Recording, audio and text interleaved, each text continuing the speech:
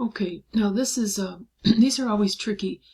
That's why I'm going through them, okay, just so you can like hear the words. But the question is, what is the total manufacturing overhead for Happy Feet Running Company this month?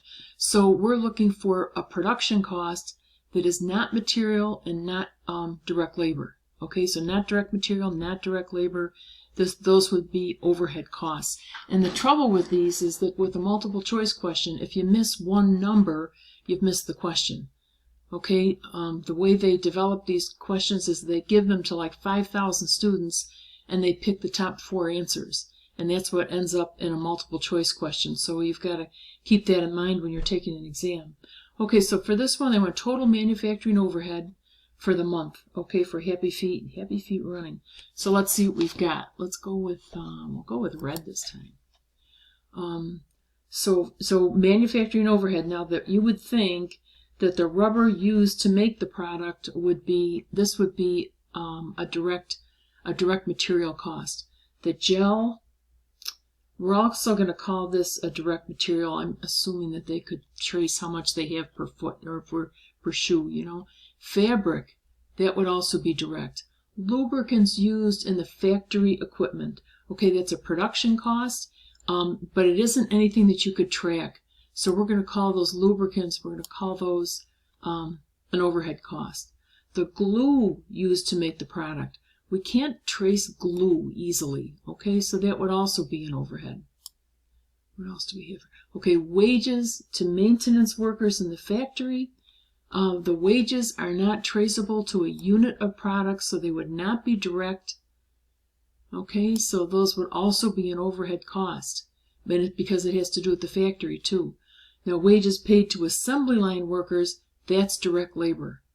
Wages paid to the supervisor of 5,000, supervisor cannot be traced to a unit of product, so that is a direct, that is manufacturer's overhead, okay?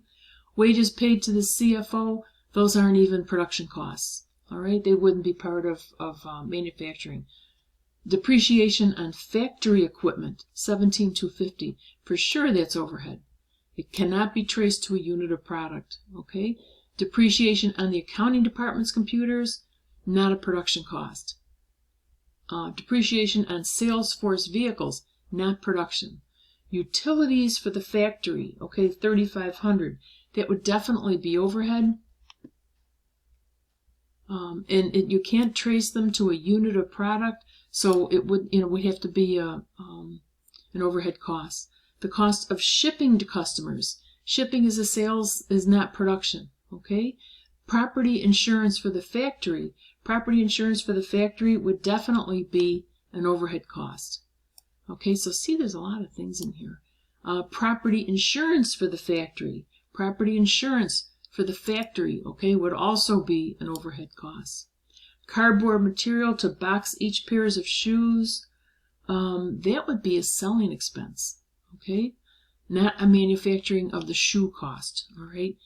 Commissions paid to the sales force, that's a selling expense also. Office supplies for the accounting department, that has nothing to do with production. Janitorial supplies for the factory of $675, that would be an overhead cost.